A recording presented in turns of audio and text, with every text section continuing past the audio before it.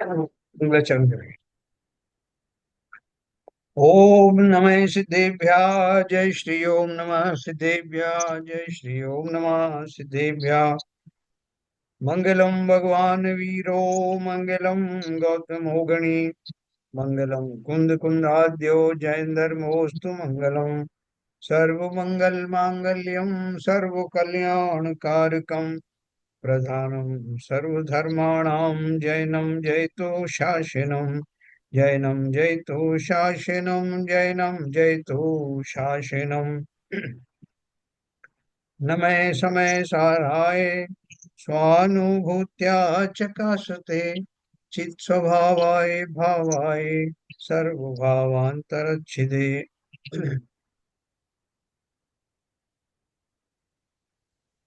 अध्यात्म अमृत कलश का सर्व ज्ञान अधिकार हम लोग पढ़ रहे हैं। और मुख्य रूप से हमारी चर्चा जो चल रही है वो आत्मा के विभाव भाव का दोषी कौन है। आत्मा को राग द्वेष में डालने वाला कौन। क्या परद्रव्य है, कर्म है, या जीव स्वयं ही अपनी अविवेक के कारण से राग द्वेषों की उत्पत्ति कर लेता है और उसमें निमित्त के रूप में अवश्य ही पूर्वकृत कर्म वहां रहते हैं। ये चर्चा जो हमारी चल रही है जिसमें वो शिष्य जो है अपने तर्कों द्वारा बोल रहा है कि भाई जो स्वभाव है ही नहीं वो आत्मा का कैसे माना जा सकता है। पहला एक तर्क उन्होंने ये दिया, फिर दूसरा तर्क उन्होंने दिए और भी जो तर्क थे वो दिए कि अगर वो लंबे समय तक वो बने रहते हैं तो इसका अर्थ है कि वो स्वभाव है। तो ये दोनों आप कैसे अलग अलग बोलते हो, कभी बोलते हो परकृत है, कभी ये भी बोलते हो कि आत्मा में होते हैं। तो इन दोनों का एक्सप्लेनेशन दिया जा रहा है, अपन इसको थोड़ा आगे से पढ़ेंगे।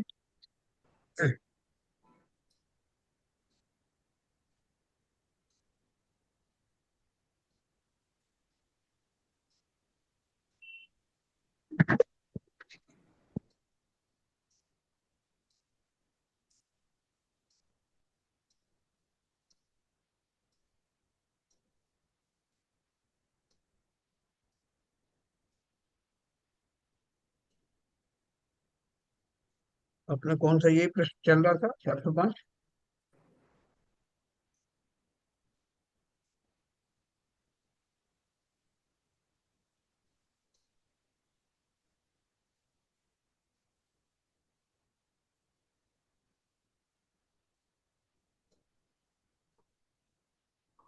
ये अपन ने पढ़ा था पहले। ये भावार्थ अपन ने पढ़ा था।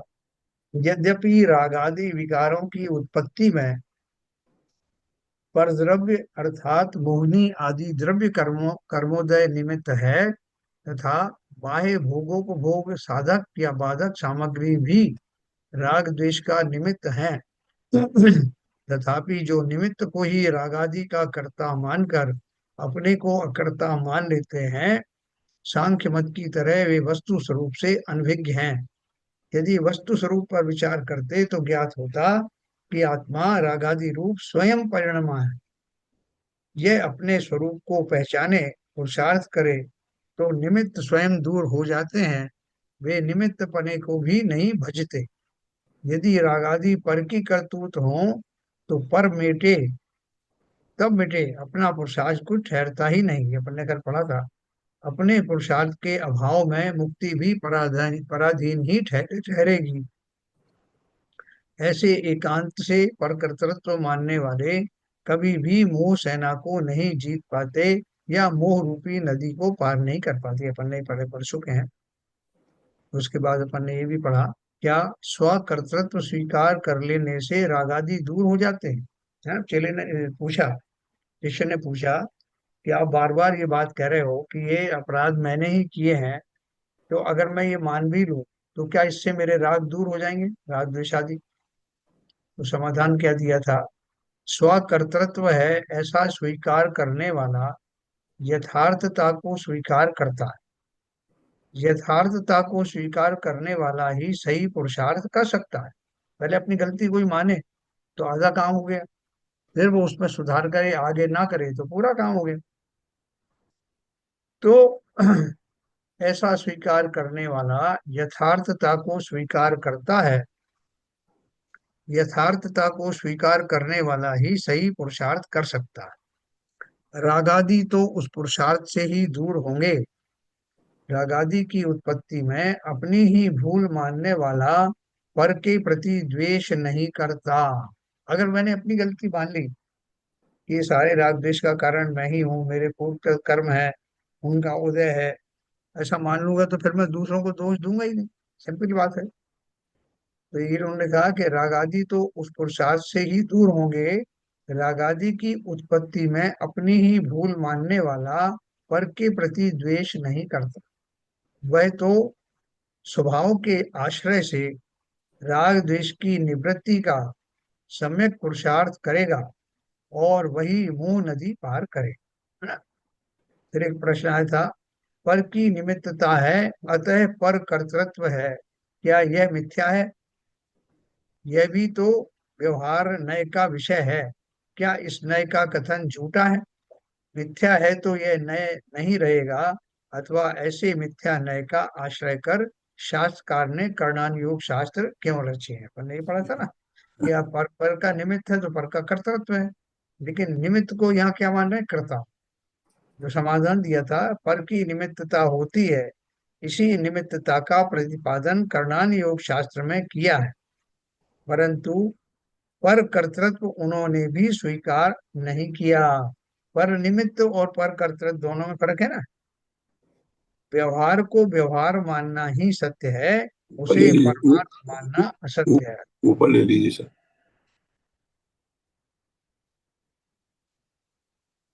पर कर्तृत्व का व्यवहार भाषा प्रयोग में होता है, उसे इसी रूप में स्वीकार करना कि यह व्यवहार नय का विषय है। व्यवहार नय के अवलंबन से विस्तृत विस्तृत का विवेचन करने वाले सभी शास्त्र सम्यक निरूपण ही करते हैं, मिथ्या नहीं। वे भी व्यवहार को परमार्थ नहीं कहते। सभी शास्त्रों में व्यवहार की जो भाषा में जो कुछ लिखा है वो उस अपेक्षा से सत्य है, ऐसा भी लिखते हैं, लेकिन साथ साथ वो परमार्थ का भी विश्लेषण करते हैं, परमार्थ के बारे में भी बताते हैं। फिर एक प्रश्न था, परंतु यहाँ इस कलश की व्याख्या में जो पर की निमित्तता को स्वीकार करते हैं उन्हें बोध रहित अंध कह दिया। क्या कह दिया? इस कलश की व्याख्या में तो जो पर की निमित्तता को स्वीकार करते हैं उन्हें बोध रहित यानी अंधा कह दिया। ऐसा कहना क्या निश्चय एकांत नहीं है, जो निमित्त का ही निषेधक है? बोले आपने निमित्त को माने नहीं किसी ने, तो नहीं मानेगा तो अंधा है, ऐसा लिखा है। समाधान दिया, ऐसा नहीं है। यह कलश एकांत से निमित्त का निषेध नहीं करता। इस कलश में आचार्य ने निमित्त को ही एकमात्र रागादि का कारण मानने का जो एकांत करते हैं उनका निषेध किया है, कि आपने मान लिया कि जो निमित्त होते हैं, जो वो सब पर होते हैं, और वही जो है रागादि के कारण होते हैं, ऐसा मानने वालों को का उन्होंने निषेध किया है। ये एकांत मान्यता है। मतलब ये कथनचित तो हो सकता है, कथनचित को शायदवाद की भाषा में कथनचित कैसे हो सकता है ये भी बताएं। उनका निषेध किया है। निमित्तता शब्द का अर्थ यहाँ कारणता या हेतुता है। राग उत्पत्ति में यथार्थ हेतुता निमित्त पर नहीं है, तथापि उसे ही जो यथार्थ हेतु मानते हैं, स्वयं के अपराध को स्वीकार न करके अपने को अकर्ता मानते हैं, वह पुरुषार्थ करके मोह को पार नहीं कर पाते। देखो बहुत सारे लोग क्या कहते हैं कि साहब मैंने माना कि मुझसे गलती हो गई, लेकिन उन्होंने ऐसा कहा इसलिए मुझे क्रोध आ गया, है ना। तो वो क्या मान रहे हैं? उन्होंने दोनों बात कही कि उन्होंने ऐसा कहा इसलिए मेरा ऐसा कर दिया, लेकिन वो उन्होंने जो कहा वो क्या हो कहलाएगा? वो तो निमित्त ही कहलाएगा। मैंने जो किया है वो कर्तापना कहलाएगा। तो वो कहा मना कहाँ कर रहे हैं, निमित्त की प्रेजेंस में, उन प्रेजेंस में करने वाला तो मैं ही था। इसलिए जब कर्ता और निमित्त के का भेद पड़ेगा, तो वो तो, क्योंकि जरूरी नहीं है दूसरा व्यक्ति आपकी जगह होता तो उनके कहने से वैसा क्रोध कर देता। तो इसलिए निमित्त की अपनी दशा है, निमित्त की अपनी भूमिका है। उसकी प्रेजेंस में जीव रागी द्वेषी हो या ना हो, ये जीव पर निर्भर करता है। और करने वाला जो रागी द्वेषी है वो कर्ता वही है। तो ये बहुत क्लियर क्लैरिटी के साथ हमको समझ में आना चाहिए। तो प्रश्न है, राग द्वेष की उत्पत्ति का अन्वय व्यतिरेक स्त्री पुत्रादि अथवा शत्रु कंटकादि पर द्रव्य से है, अतः उनके साथ भी कारणता है। ये भी अपन पढ़ चुके हैं, अन्वय व्यतिरेक गम्यो ही कार्य कारण भावा, ऐसा सूत्र है।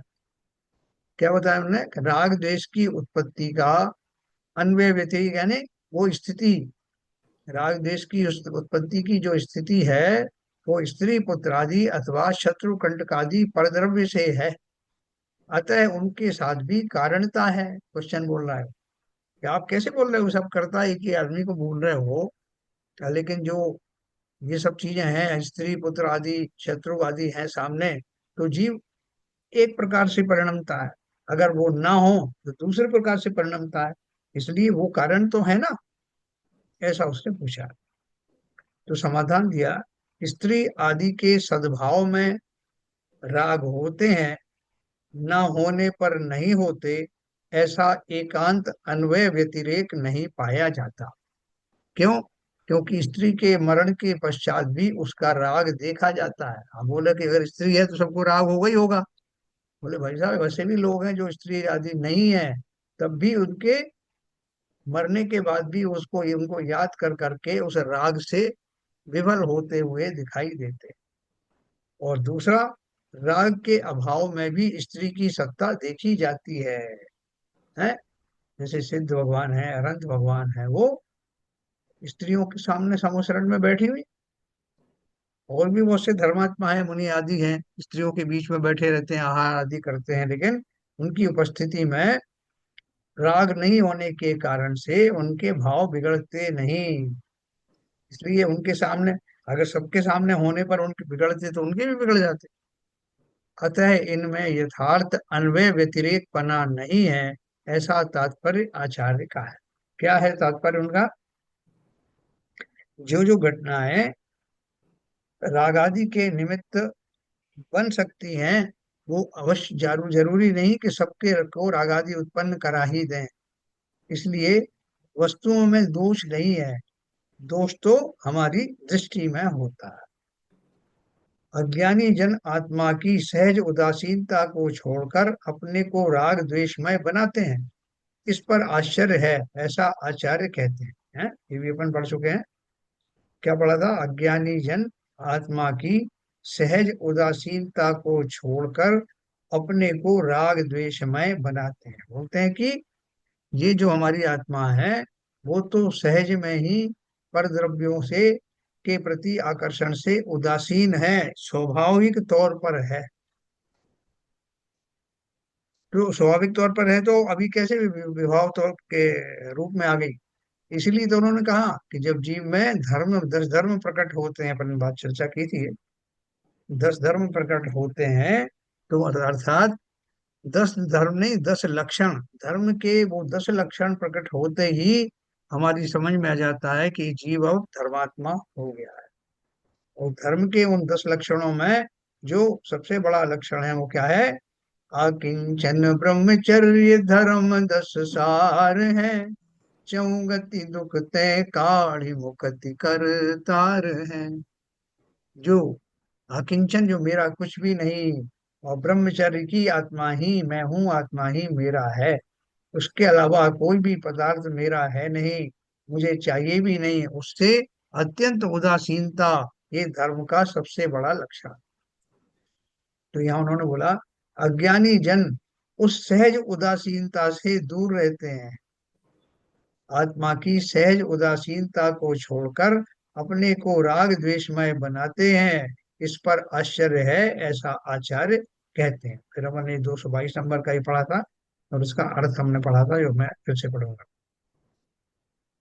परिपूर्ण अखंड अचलित पने से ही जिसकी महिमा प्रकट है, ऐसा शुद्ध आत्मज्ञान समस्त ज्ञेय पदार्थों को जानते हुए भी किंचित भी विकार को प्राप्त नहीं होता। क्या बोल रहे हैं? कि जो मेरा ज्ञान है, वो शुद्ध आत्मज्ञान है, वो सभी पदार्थों को जानता है। वो 56 प्रकार के भोगों से वाले भोजन को भी जानता है, वो दुर्गंधित विष्टा आदि को भी जानता है, लेकिन स्वयं विकार को प्राप्त नहीं होता। ऐसा वो शुद्ध ज्ञान, केवल ज्ञान की अपन बात करें जैसे, तो जैसे दीपक सम्मुख आए समस्त पदार्थों का प्रकाशक है, तथापि घट पटादि नाना पदार्थों को प्रकाशित करने से दीपक में कोई विकार नहीं आता। जैसा दीपक दीपक ने अभी थोड़ी देर पहले जो है एक सुंदर सी मूर्ति देखी थी, उसको प्रकाशित किया था, और थोड़ी देर बाद जो जब उसने प्रकाशित किया तो देखा कि वहां पर कुछ गंदगी पड़ी हुई, इसको भी प्रकाशित किया। तो दीपक उससे अपवित्र नहीं हुआ, दीपक उससे उसने दिखाने से उसके ऊपर कोई मलिनता नहीं आई। जब ऐसी वस्तु स्थिति है, तब ये संसारी अज्ञानी जीव, जिनकी बुद्धि वस्तु की सही स्थिति को ज्ञान उत्पन्न करने में बंध्या के समान है, अर्थात यथार्थ वस्तु का ज्ञान नहीं कराती, वे राग द्वेष रूप बनते हैं। तथा आत्मा की जो सहज वीतरागता है, उसे छोड़ते हैं, सो ऐसा क्यों है?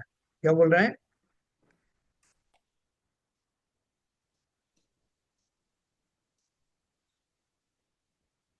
ये बोल रहे हैं कि जो हमारे जो संसारी जीव हैं, उनकी बुद्धि कैसी है कि वो यथार्थ वस्तु का ज्ञान नहीं कराते। वस्तु जैसी है वैसा उसका ज्ञान नहीं कराने से उसमें राग द्वेष आदि उत्पन्न होते हैं।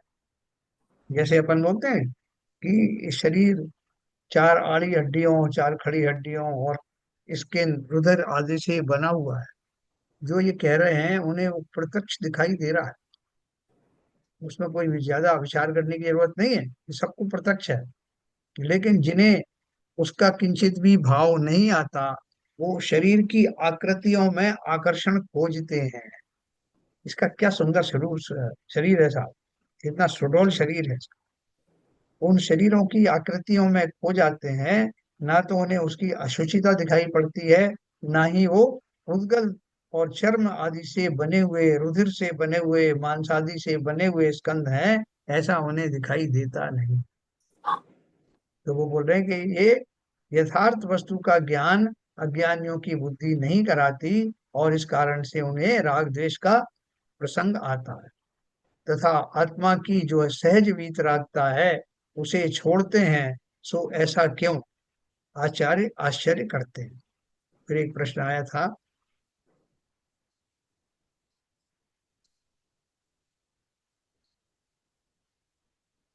क्या हो गया? तो ऊपर ले लीजिए। एक मिनट।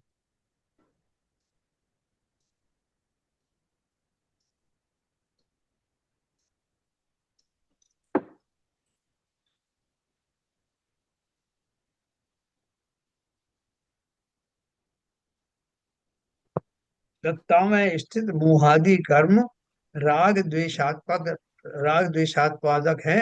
जब उनका उदय काल आता है, तब जीव वस्तु स्थिति को जानता हुआ भी रागी द्वेषी बन जाता है। इसमें जीव का क्या दोष है ना? तब एक शंका हो रही थी हाँ जी। इसमें, जो जैसे बोलना कि आत्मा की जो सहज वीतरागता है हम्म उसे छोड़ते हैं, तो ऐसा क्यों? आश्चर्य, आचार्य जी आश्चर्य करते हैं।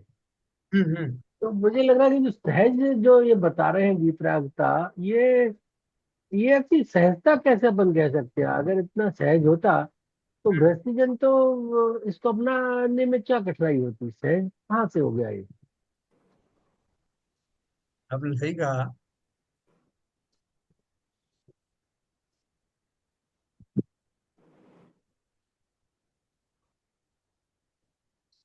आवाज नहीं आ रही।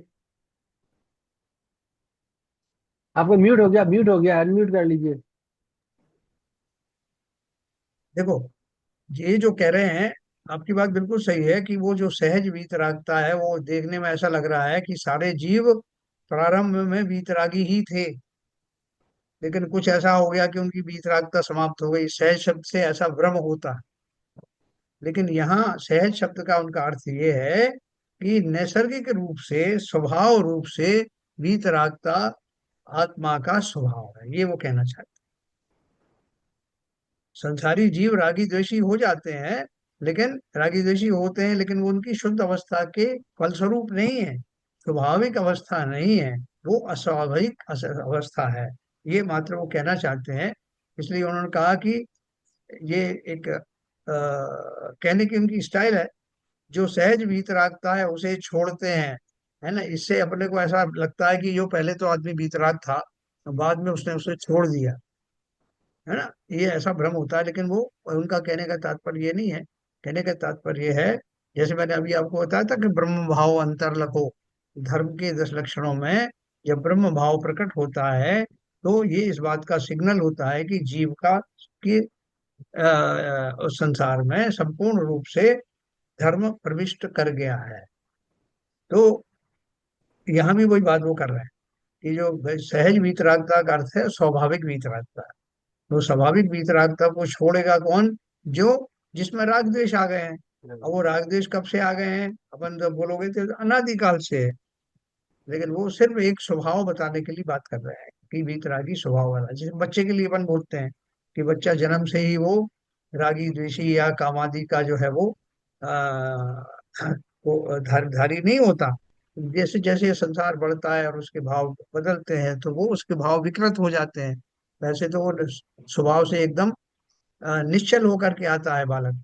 तो यहाँ वो उसी दशा की बात कर रहा है।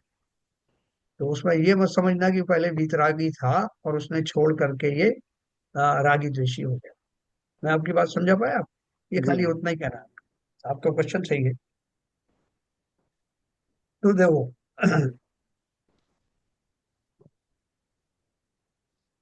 सत्ता में स्थित मोहादि कर्म राग द्वेषात्पादक हैं। जब उनका उदय काल आता है तब जीव वस्तुस्थिति को जानता हुआ भी रागी द्वेषी बन जाता है। इसमें जीव का क्या दोष है? देखो ये सारा मैं रिवाइज कर रहा हूँ उन लोगों के लिए जो कल नहीं थे, कल परसों में नहीं थे। ये बहुत इंपॉर्टेंट चीज है। तो क्या कह रहे हैं कि कर्मों का जब उदय आता है, वो बार बार एक ही बात कह रहा है, सत्ता में स्थित मोहादि कर्म राग द्वेषात्पादक हैं। जब उनका उदय काल आता है तब जीव वस्तु स्थिति को जानता हुआ भी रागी द्वेषी बन जाता है। इसमें जीव का क्या दोष है?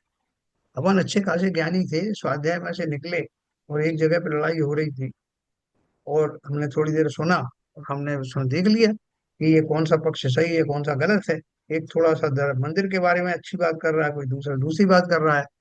तो अभी तो हम पढ़ के आए थे कि कोई किसी का पक्षधर हो या ना हो, जो वस्तु की स्थिति है वो वैसी ही बनी रहती है और किसी से बिना बात के निरर्थक बहस आदि नहीं करना, ये हम पढ़ के आए।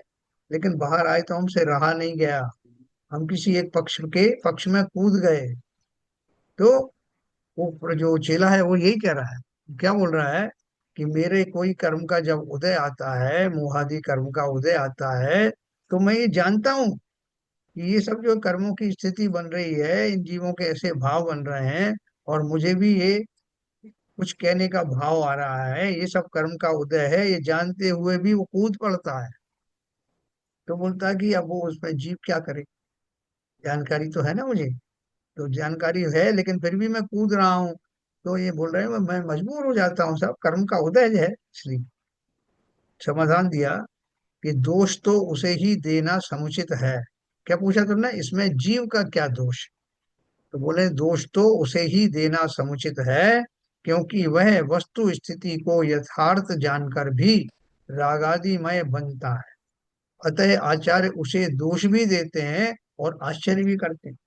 भैया ये उतने लोग जो हैं लड़ाई में कूद पड़े, उनका तो चलो ठीक है, मान लिया उन्हें कोई ज्ञान नहीं है, लेकिन ये तो इतने ज्ञानी थे ना, अभी अभी मंदिर से निकले, अभी स्वाध्याय करके निकले, ये उसमें कैसे इन्वॉल्व हो गए? तो ज्ञानी को चाहिए कि वस्तु स्वभाव को समझकर ज्ञान भाव में रहे, रागादि ना करे, यदि रागादि करता है तो वह अज्ञानी ही है। तो भाई साहब, इनको अज्ञानी कह रहे हो आप? प्रकांड पंडित हैं ये। इन्होंने कितनी कितनी किताबें पढ़ी और लोगों को पढ़ाई। अब क्या बात कर रहे हो? आपने सीधा बोल दिया कि अज्ञानी है। तो उन्होंने बोला, भैया देखो, शास्त्रों के विरुद्ध मैं बात नहीं कर रहा हूँ। शास्त्र की आज्ञा है कि जो अपने ज्ञान को अपने जीवन में ना घटित करे और वैसी ही वृत्त प्रवृत्ति करे जैसे कि अन्य लोग करते हैं, तो ये अज्ञानी नहीं तो क्या है? हैं? ये बोल रहे हैं वस्तु स्वभाव ज्ञानी को चाहिए कि वस्तु स्वभाव को समझकर ज्ञान भाव में रहे, रागादि न करे। यदि रागादि करता है तो वह अज्ञानी ही है। अज्ञानी के इस अज्ञान पर आचार्य आश्चर्य या खेद प्रकट करते, कि अपन कहते हैं साहब, तो अपन घर आए देख करके पूरा दृश्य, और घर पे अपन चर्चा कर रहे हैं कि साहब आज गजब हो गया। उनसे तो ऐसी उम्मीद ही नहीं थी, वो तो बहुत ज्ञानी व्यक्ति हैं, वो जनरली किसी के झगड़े में इन्वॉल्व होते नहीं। वो कैसे उसमें हो गए, बड़ा ताज्जुब हो रहा है। तो यहाँ वही आचार्य ताज्जुब कर रहे हैं, अज्ञानी के इस अज्ञान पर आचार्य आश्चर्य या खेद प्रकट करते। तो देखो, अब वो चेले ने अभी तक जो है हार नहीं मानी। क्या बोल रहा है? जब पूर्व कर्मोदय से रागादि की उत्पत्ति है, तब जीव को दोष क्यों दिया जाता है? ज्ञानी हो या अज्ञानी, कर्मोदय से दोनों पीड़ित होते। तो समाधान दिया, पूर्व कर्म भी तो जीव ने अपनी भूल से बांधे हैं, उसी भूल का यह फल है। अतः दोष अपराधी का ही होता है। इसी प्रकार मार्ग को ना देखकर चलने वाला यदि मार्ग में पड़े, किसी पाषाण खंड के निमित्त से गिर पड़े और चोट खा जाए, तो वह स्वयं अपराधी माना जाता है, पाषाण का दोष नहीं माना जाता। प्रमाद ही अपराधों को जन्म देता है। लोक में भी चोरी करने वाला न्यायाधीश से जेल की सजा पाता है, हत्या करने वाला फांसी की सजा पाता है, क्योंकि अपराधी तो वह स्वयं है। ये सब अपन ने बहुत डिटेल में पढ़ा था कल। तो प्रश्न आया, उसे कष्ट देने वाला, फांसी देने वाला न्यायाधीश क्या अपराधी नहीं और हत्या का दोषी नहीं होता? न्यायाधीश ने जो उसको अपराध की जो है ऑर्डर दिया उसको, सब फांसी का, तो वो अपराधी नहीं है? क्या हत्या हो गई उसकी? समाधान दिया, कदापि नहीं होता।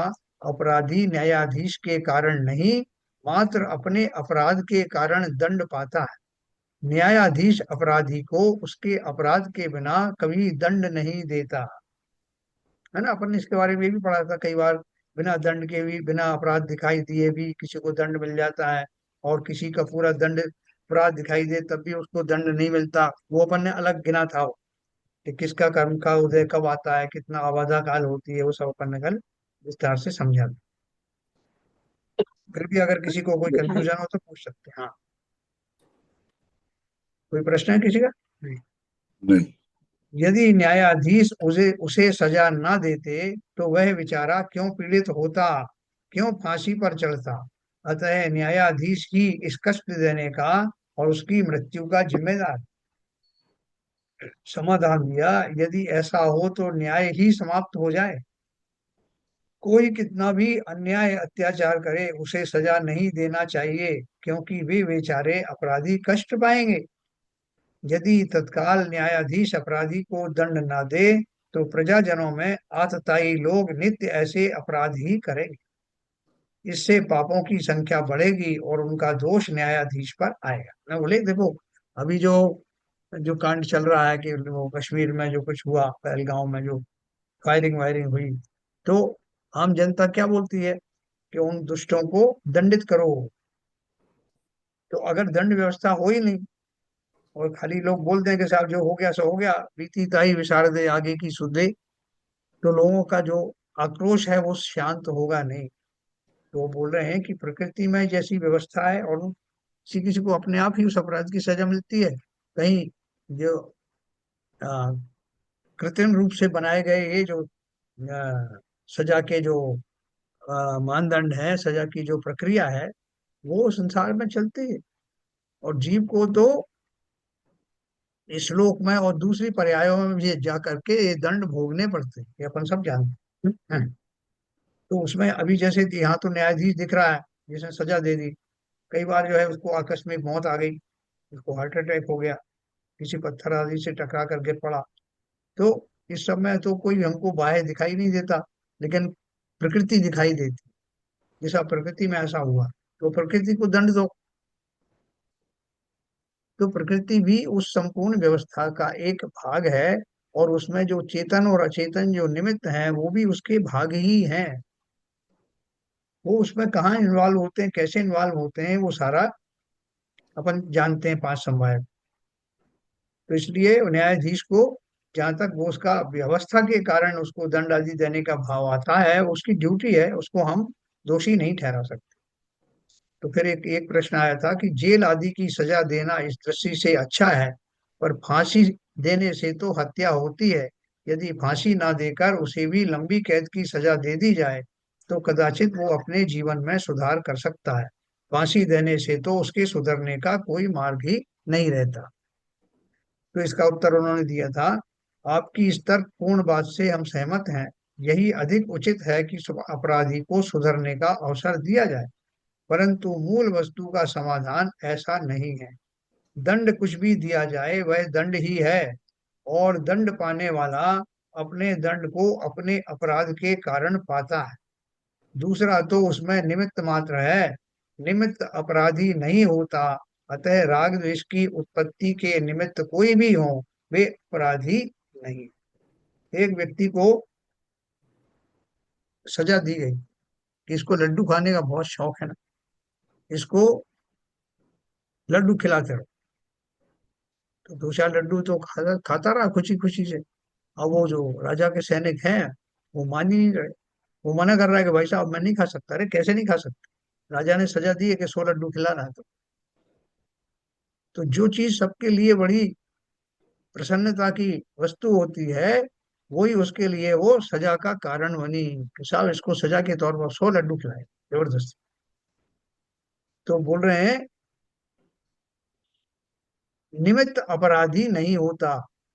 राग द्वेष की उत्पत्ति के निमित्त कोई भी हो, वे अपराधी नहीं है। वो लड्डू अपराधी नहीं, जिसने उसको सजा सुनाई वो भी अपराधी नहीं, लेकिन वो व्यक्ति अपने किए के कारण उसको जो भी दंड दिया जा रहा है, जिससे वो अकुल व्याकुल दुखी हो रहा है, वो अपनी उस अकुलता व्याकुलता रूप सजा को प्राप्त करता है ना। निमित्त कोई अपराधी नहीं होते। निमित्तों के माध्यम, संसार में इतने सारे निमित्त हैं। प्रकृति में जो भी निमित्त बनते हैं, वो चेतन अचेतन कोई भी बन सकते हैं। कोई एक पत्थर लुढ़का ऊपर से जाके सर पे गिरा, है ना। अभी बताया था ना किसी ने खारगर में, कि एक गाड़ी सामने से चली आ रही थी और दूसरी सामने से आई। उस सामने वाली गाड़ी एक पत्थर से टकराई और पत्थर उछट करके सामने वाली गाड़ी के जो सह यात्री था उसके सिर में लगी। ऐसी घटना हुई। वो सीधे भी नहीं आया और टेढ़ा होकर के पत्थर उसको लगा। तो अपन इस घटना को क्या मानेंगे? इसको तो अपन प्राकृतिक मान लेंगे, साहब प्रकृति में ऐसा हुआ, हम क्या कर सकते हैं। दूसरे कहेंगे नहीं साहब, गाड़ी जो चला रहा था उसने पत्थर को मारा ही क्यों? वो पत्थर क्यों, अगर वो ऐसा नहीं मारता तो पत्थर ऐसा नहीं उछटता। अभी उसका क्या वश था उसके ऊपर? तो संसार की जो घटनाएं घटित होती हैं, वास्तव में हम उनको कृत्रिम या अकृत्रिम घटना बोल सकते हैं कि साहब ये तो जानबूझ करके किया है, ये अनजाने में हुआ है, ये प्राकृतिक है, वो प्राकृतिक नहीं है। लेकिन आप अगर देखेंगे गौर से, तो समस्त घटनाएं चूंकि निश्चित थी, ऐसी ही होनी थी, उसी ऑर्डर में होनी थी, इसलिए वो प्राकृतिक जैसी ही है। अपन बोलते हैं द्वारिका नगरी में चल गई है, 12 साल के बाद जली। तो उसमें जो है वो प्राकृतिक घटना थोड़ी थी, वो तो जलाई गई। अब मैं आपसे पूछता हूँ, बताओ ललित जी, वो द्वारिका नगरी जो जली, वो स्वाभाविक रूप से जली या उसको जलाया गया?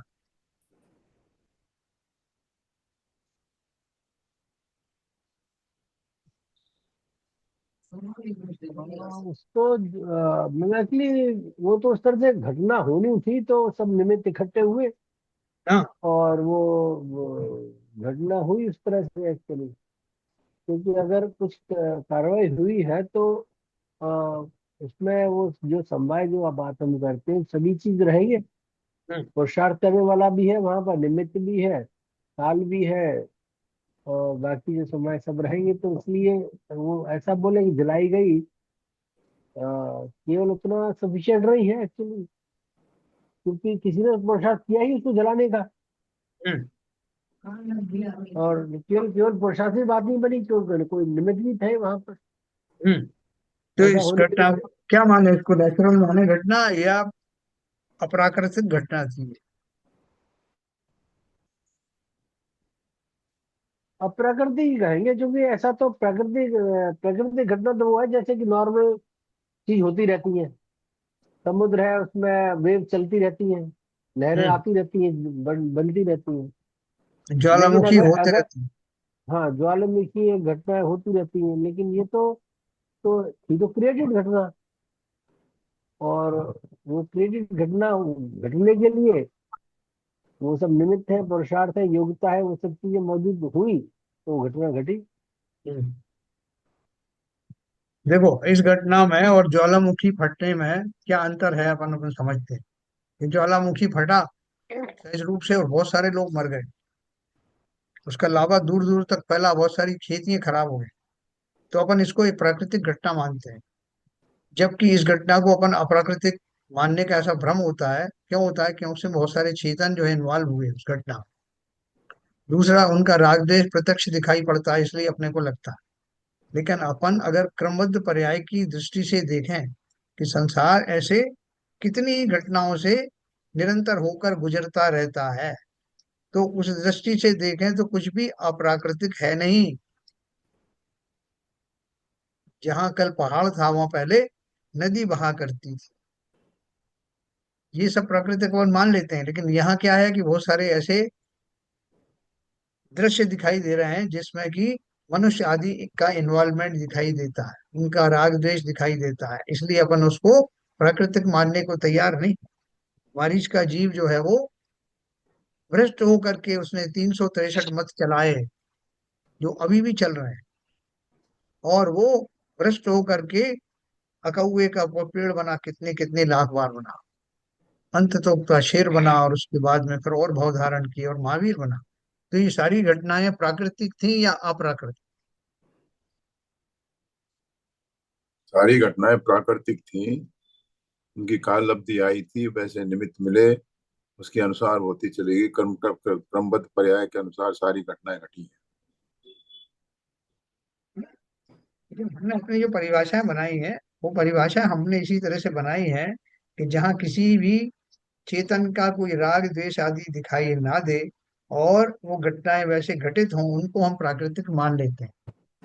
और जहाँ किसी तरह का कोई इन्वॉल्वमेंट, इंटेंशनल राग द्वेष आदि दिखाई देते हैं, उनको हम प्राकृतिक नहीं मानते। ठीक है, हमने किसी एंगल से उसको ऐसा मान लिया। लेकिन हम अगर क्रमबद्ध पर्याय की दृष्टि से देखें तो समस्त घटनाएं, 24 तीर्थंकर हुए एक के बाद, और 24 तीर्थंकर हुए, ये प्राकृतिक घटना थी या अप्राकृतिक सारी प्राकृतिक घटना है सर। घटना? है। उन 24 तीर्थंकरों के समय में बहुत कुछ हुआ। रामचंद्र जी हुए वंशव्रत नाथ के जमाने में, उसमें रावण जैसा उत्पन्न हुआ, उसमें वो सीता जी का बीच में प्रवेश हुआ। वो सारी जो घटनाएं घटित हुई, वो प्राकृतिक थी या अप्राकृतिक? सभी कल प्राकृतिक। सोच सोच के बताना कल ये।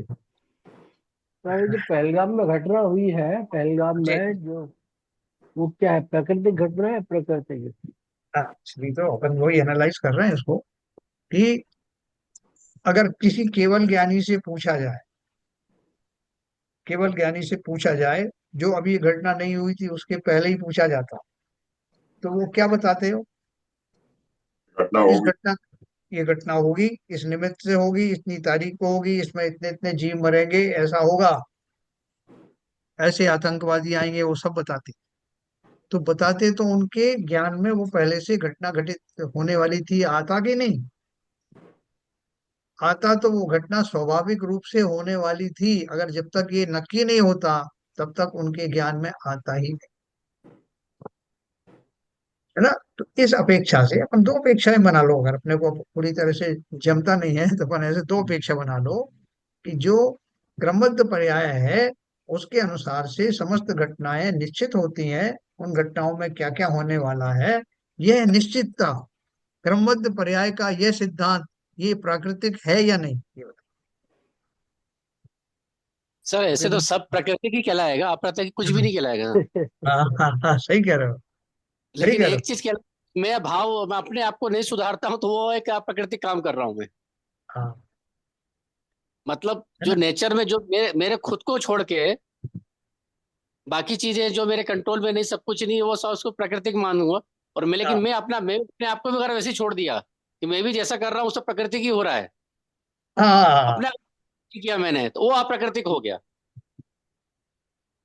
देखो वास्तव में क्या है, ये मैंने आपको ये सब्जेक्ट क्यों बताया, क्योंकि जैसे उसमें एक शब्द आया ना कि सहज वीतरागता, जो अभी इन्होंने ललित जी ने क्वेश्चन उठाया था, कि सहज वीतरागता को छोड़ करके अज्ञानी जन राग द्वेष में फंस जाते हैं, है ना। तो वो राग द्वेष में फंस जाते हैं, मतलब जो जो नेचुरल चीज हुई है, जो नेचुरल वस्तु की का स्वभाव है, उसके अतिरिक्त कुछ भी स्वाभाविक नहीं। अपन वस्तु के अगर जो स्वभाव की बात करें तो स्वभाव क्या है हर एक वस्तु का, चाहे वो चेतन हो या अचेतन हो, उसका जो स्वभाव है मूल रूप से वही नेचुरल है। उसके अतिरिक्त जो कुछ भी होता है वो सब अननेचुरल है ना। तो इसलिए जो हम निमित्तों को मान लेते हैं कि ये इसका करता है वो उसका करता है, वो वास्तव में कोई करता नहीं होता। जीव का अपना स्वभाव जो है वो राग द्वेष से जब रहित होता है, तभी वो वास्तव में स्वभाव को प्राप्त करता है। दूसरी बात जो अपन ने अभी चर्चा करी कि प्राकृतिक कौन है अप्राकृतिक कौन है, उसके अपन ने दो भेद व्यवहार से बना दिए हैं। और दो भेद कौन से हैं, कि जिनमें हमें चैतन्य द्रव्य का ज्यादा व्यापार दिखाई पड़ता है, उनके राग द्वेष आदि दिखाई पड़ते हैं, हाँ उनके जो है मंतव्य आदि दिखाई देते हैं, वो सब घटनाओं को हम अप्राकृतिक मानते हैं। और जो घटनाएं जिनमें इस तरह का कोई दिग्दर्शन नहीं होता, उन्हें हम प्राकृतिक मान लेते हैं। ये हमने ऐसा वर्गीकरण किया है, और वो एक अपेक्षा से ठीक भी है। तो ये खाली एक ब्रेन स्टॉर्मिंग मैंने आपको दिया था, कि जो घटनाएं घटित होती हैं आप उसको कुछ भी कहो, लेकिन एक बात निश्चित है कि संसार में जो कुछ भी घटित होता है वो पूर्व निर्धारित है। इसी कारण से वो ज्ञान में पहले से ही झलक ना। केवल ज्ञानी को कैसे मालूम पड़ेगा अगर चीजें निर्धारित ना हो, पहले से पता सब कुछ निश्चित ना हो, तो उन्हें कैसे मालूम। उनके भामंडल में देख करके भविजन देखे साथ साथ भव, तो कैसे दिख जाते हैं हमको तीन भाव पहले के, तीन भाव बाद के, और एक सामने का प्रत्यक्ष, क्योंकि वो पहले से निश्चित है। तो इसलिए क्रमबद्ध पर्याय को मानना, और अपना स्वभाव क्या है वो मानना, स्वाभाविक घटनाएं क्या है वो मानना, और मैं जितने भी ज्ञानी हैं वो इस बात को जानते हैं कि मेरा स्वभाव क्या है, और उस स्वभाव से विपरीत होने वाली समस्त घटनाएं क्यों घटित होती हैं इसका एनालिसिस एनालिसिस करना। तो अब मुझे मालूम पड़ गया कि मैं अपने मूल स्वभाव से अभी भिन्न दशा में हूँ, और वो भिन्न दशा किस कारण से है, इसका कारण ढूंढूंगा तो वो भी मुझे मिल जाएगा। तो वो जैसा चेले ने बोला, अब मैं अपनी गलती दूसरे के ऊपर नहीं मढ़ूंगा कि साहब ये वो व्यक्ति था या ये घटना थी जिसके कारण से मैंने ऐसा किया, अगर ये नहीं होती तो मैं ऐसा नहीं करता। तो ऐसा कहकर हम बच सकते हैं क्या। बोले हाँ साहब बचते ही हैं, बहुत सारे लोग झूठ बोल करके बच जाते हैं, लेकिन वास्तव में अगर इस सिद्धांत को अपन देखेंगे तो उन्होंने हर दशा में, चाहे किसी भी निमित्त की दशा में प्रेजेंस में मैंने किया हो, उसका दोष कर्ता को ही दिया जाता है। साहब इन्होंने, मैं क्या कहूँ, मैं वो मेरे दोस्तों ने सबने मिल करके पकड़ करके मुझसे ऐसा कहा, आप तो जानते हो मैंने पहले कभी ऐसा काम किया नहीं, मगर ये लोग नहीं माने, अब बताइए साहब मेरी क्या गलती है। एकदम झूठ बोल के वो जो इशू है उसको डफर किया है केवल। जो कर्म फल है हाँ उस हिसाब से मिलना तो है ही है। अगर आपने झूठ बोल के तो उसको कुछ समय के लिए पोस्टपोन हो गई वो बात। बिल्कुल सही कहा। और फिर नया कर्म बंद भी झूठ बोलने की वजह से हो गया। हाँ हाँ, बिल्कुल सही कहा। तो वो जो झूठ बोल करके हम तात्कालिक रूप से हो सकता है बच जाएं, वो भी जैसे आपने कहा कि डेफर कर देते हैं, डेफर भी अगर होना होगा तो हो जाएगा। कई बार वो झूठ तत्काल पकड़ा जाता तो और ज्यादा सजा मिलती। तो इसलिए और ज्यादा तगड़ी सजा मिलने वाली होगी, इसलिए हमने उसको डेफर किया। ये भी हो सकता है कारण। तो हाँ, नहीं ये सर, देखो। वैसे तो देखा जाए तो जैसे आपने बताया, सभी चीजें प्राकृतिक ही हैं। वो तो हम जितनी जल्दी इस अ, वास्तविकता को मान लें उतना अच्छा है। अदरवाइज व्यवहारिक दृष्टि से बोल सकते हैं उसके दो भेद, जैसे आपने हमारा मान रख मतलब हमारा मन रखने के लिए बोल दिया।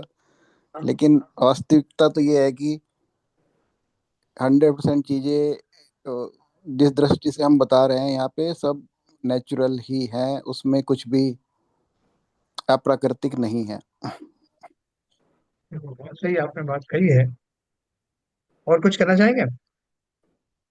नहीं सर, मतलब 100% सब चीजें प्राकृतिक ही हैं, 100%। और ये उसमें हम कितना परसेंट मानते हैं, कितना समझते हैं, वो हमारी अ, जितना जितना विवेक, जितना जितना हमारा ज्ञान का उगाड़ होगा, वो धीरे धीरे समझ में आएगा। हम्म। लेकिन वास्तविकता निश्चय की तो ये है कि सभी चीजें प्राकृतिक है, क्रमबद्ध।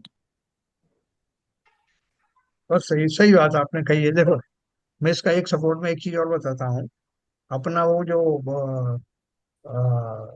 क्या बोलते हैं वो बिनती बिनती वगैरह है ना, जो उनको अपन पढ़ते हैं, 12 भावना वगैरह पढ़ते हैं, उन सब में क्या लिखा है, वैराग्य भावना वगैरह में? कहाँ गए वो चक्री, कहाँ गए वो रामन लक्ष्मण जिन रावण मारा। अपन ये बात करते हैं, वो सब कहाँ चले गए? उसमें मारने की बात भी कर रहे हैं, और वो कब नहीं रहे ये भी बताया गया। इसका अर्थ क्या है? कितने जीव मरे। कोई जो है स्वाभाविक मौत से मरे, कोई किसी के निमित्त से मरे, लेकिन आज की तारीख में कोई भी दिखाई नहीं देते। और ऐसी प्रक्रिया आज से नहीं, अनंत काल से चली आ रही है। राजा श्रेणिक के बेटे के डर से उसने स्वयं ने ही आत्महत्या कर ली। कितने ही जीव हैं, उनके पिता पुत्रों ने और पिता पिता ने एक दूसरे की हत्या कर दी। और अल्टीमेट रिजल्ट रहा कि वो अब नहीं रहे। अनादि काल से जो जीव थे वो नहीं रहे, इस पर्याय में नहीं रहे, वो कहीं और होंगे, वो बात अलग है। लेकिन ये घटनाएं, पर्यायों का बदलना, 84 लाख योनियों में परिभ्रमण करना, ये किसी ने कराया है क्या? किसी ने कराया है तो आप बोलोगे कि ये अप्राकृतिक है। लेकिन मैं कितनी बार नरक गया, कितनी बार स्वर्ग गया, किसने कराया? अगर किसी को कराने को ही मैं प्राकृतिक मानता हूँ, अप्राकृतिक मानता हूँ, तो 84 लाख योनियों में जीव जो है किसी ना किसी के कारण से गया। सब अप्राकृतिक घटनाएं हैं। किसी ने मुझे मारा, मैंने उसको मारा, और मेरा मरण हो गया। तो ये सारी घटनाएं अप्राकृतिक कहलाएंगी। लेकिन अगर उसे मैं संसार का एक स्वरूप समझ करके कि निमित्त कोई भी हो, पर्याय बदलती रहती हैं, 84 लाख योनियों में जीव जाते रहते हैं, और वहां दूसरे निमित्त मिलते हैं, फिर लेकिन हर दशा में जीव अपने ही भावों से बिगड़ता या सुधरता है। अगर मैं ऐसा कहूं तो ये प्राकृतिक घटना है या अप्राकृतिक प्राकृतिक है सर। घटना? है ना, हमने अपने व्यवहार से सभी ये घटनाओं में वर्गीकरण कर लिया, लेकिन वास्तव में और संसार का ये स्वरूप जान करके ही लोग दीक्षा ले लेते हैं, वैराग्य धारण कर लेते हैं। बोलते चतुर्थ काल में जीवों को जब पंचम काल का स्वरूप बताया गया, पंचम काल में ऐसे जीव होंगे, ऐसे भ्रष्ट होंगे, इस तरह होगा, रात्रि भोजन करेंगे, मांसाहार करेंगे। तो कितने जीव तुरंत प्रभाव से दीक्षा धारण कर लिए। तो क्यों कर लिया उन्होंने? क्योंकि इस नेचुरल घटना को जो होने वाला है, अवश्य हम भी है, काल परिवर्तन होता ही होता है। तो उनको ऐसा वैराग्य भाव आया कि संसार में ये सब नेचुरल रूप में ऐसी घटनाएं घटित होती रहती हैं, और मैं उसका विटनेस नहीं बनना चाहता।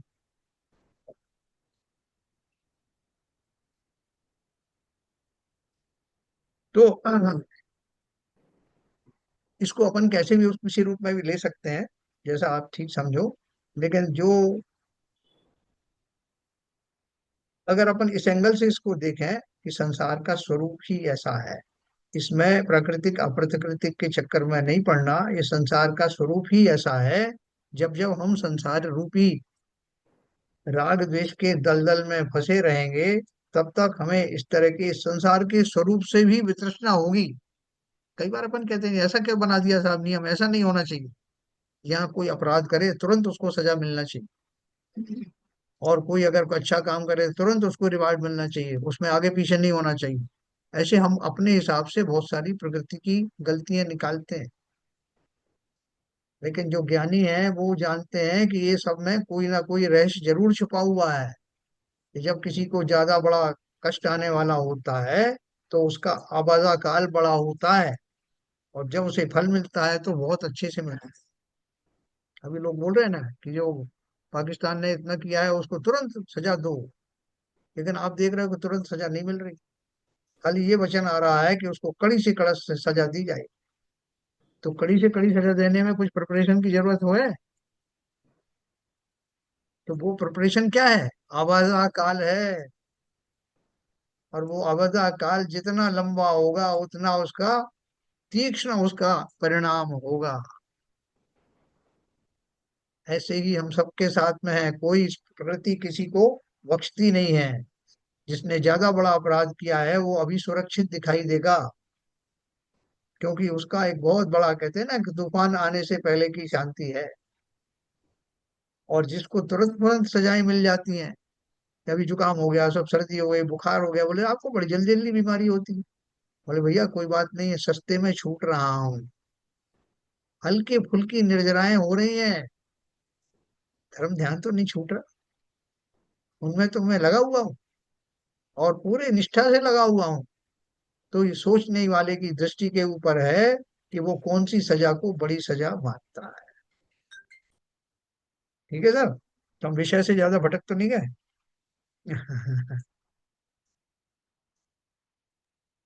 2 मिनट रह गए।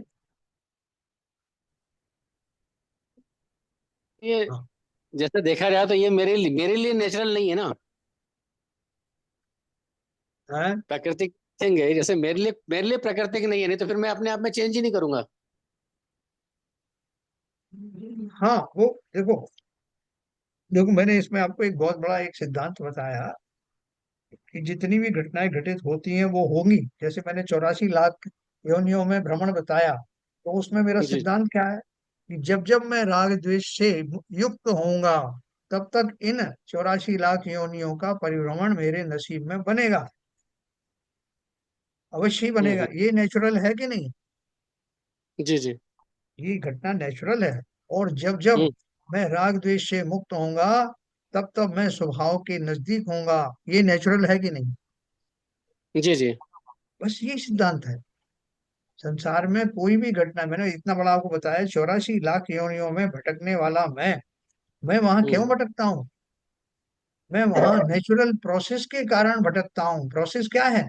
जब जब मैं जिस जिस जाति का राग द्वेष आदि करूंगा, तब तब उस जाति का कर्म बंद होगा, और उसके उदय के काल में मेरा वैसा वैसा परिभ्रमण होगा। ये प्रकृति के सारे नियम नेचुरल हैं। जी जी। तो अगर इसमें आप सर उन ऐसा सब, है, जो संजय जी का क्वेश्चन है, मैं इसमें कुछ बोलना चाहूंगा। हाँ बोले। जैसे उनका प्रश्न ये है कि अगर मैंने सब चीजों को नेचुरल मान लिया तो मैं फिर प्रयास ही नहीं करूंगा अपने स्वभाव में आने का। हम्म। तो इसमें हमें ये समझना पड़ेगा कि क्या मेरे प्रयास से वो हो जाएगा। अगर अगर हम अपना भी एग्जाम्पल लें, सर हम 10 साल से प्रवचन सुन रहे हैं, तो क्या हमें सम्यक दर्शन हो गया? हम्म। और जिसको होना होता है वो 5 मिनट में हो सकता है, शायद उसने उसने एक ही दिन सुना हो, एक लाइन सुनी हो। तो ये भी हमारा एक भ्रम है कि मैं प्रयास करूंगा तो ये हो जाएगा। हाँ, इसका मतलब ये नहीं है कि प्रयास करना छोड़ देना चाहिए या बंद कर देना चाहिए, लेकिन ये भी तो एक भ्रम ही है ना कि मैं प्रयास करूंगा तो ये हो जाएगा। वास्तविकता तो ये है कि जो होना होगा वही होगा। प्रयास करना हमारा धर्म है, हमें करना चाहिए। लेकिन ये मानना कि मैं प्रयास करूंगा तो हो ही जाएगा, वो भी एक मिथ्या है। मैं ये कहना चाहता हूँ साहब, वो मेरा प्रयास भी तो उसी प्रोसेस का एक हिस्सा है, नेचुरल प्रोसेस का। हम्म। प्रयास भी आप नेचुरल प्रोसेस का हिस्सा, यस। देखो, ये आपने जो बात कही ना कि मैं उसमें सफल हो ही जाऊंगा, ऐसा मानना भ्रम है, ऐसा नहीं है। जो शास्त्र सम्मत जो प्रयास है, या जो अपन साइंस में बोलते हैं कि मैं हाइड्रोजन और ऑक्सीजन के इतने परमाणुओं को मिलाऊंगा तो पानी बन ही जाएगा, जरूरी नहीं, ऐसा कह सकते हैं क्या? नहीं कह सकते। ठीक उसी प्रकार से यथा योग्य डायरेक्शन में किए जाने वाला सम्यक पुरुषार्थ व्यर्थ जाता नहीं। तो क्या कमी रह गई? मेरा पुरुषार्थ उस योग्य हुआ ही नहीं, इसलिए वो भ्रम नहीं है। सत हाँ, भ्रम कब हो सकता है कि मैं गलत दिशा में पुरुषार्थ कर रहा हूँ और मान रहा हूँ कि इससे मुक्ति हो जाएगी, वो भ्रम है। लेकिन सही मार्ग का ज्ञाता होने के बाद और पुरुषार्थ करने पर, जितने मुनि होते हैं ना, उनको किसी को कितने 16 वर्ष तक जो करते हैं तब केवल ज्ञान होता है, किसी किसी को उससे भी ज्यादा समय लगता है तब केवल ज्ञान होता है। तो उनको एक परिचय होती है, अलाव परिचय, जिसके कारण से वो दुखी हो जाए कि भैया बहुत कर लिया, देखा आज तक तो हुआ नहीं केवल ज्ञान, महीनों वर्षों हो गए। तो इसका अर्थ है कि ये प्रयास ही गलत है, ऐसा मान रहे तो कभी उनको 3 काल में भी समय ये केवल ज्ञान नहीं होगा। वो मान लेते हैं कि अभी कमी बात रह गई है, उस लेवल का भाव आने बाकी। तो इसलिए पहले तो ये नक्की करो कि सही पुरुषार्थ, सम्यक दिशा वाला पुरुषार्थ कौन सा है, और फिर उस दिशा में लगे रहो बहुत पेशेंस के साथ में, अवश्य ही सफलता मिलेगी। कल अपन इसको और आगे पढ़ेंगे, 414 नंबर का जो प्रश्न है। बहुत अच्छे, एक से एक बढ़िया टॉपिक है जो हमें विश्लेषण करने का, चर्चा करने का मौका देंगे, और इससे अवश्य ही हमारे तार्किक बुद्धि में निखार आएगा। तो कल अपन आगे पढ़ेंगे 414 नंबर का। निर्वाणी स्तुति करेंगे ललित जी।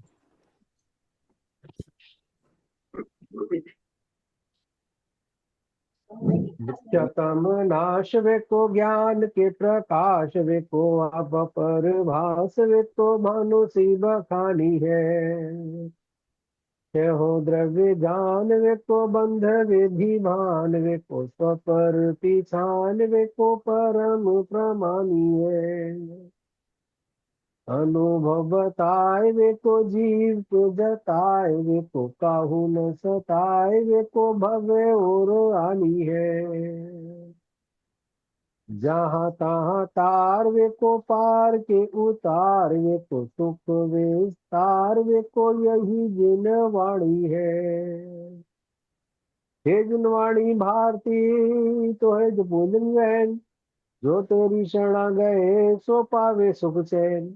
या वाणी के ज्ञान से सूझे लोकालो, तो वाणी मस्तक धरो सदा देते हैं धो, सदा देते हैं धो। जिनवाणी माता की जय।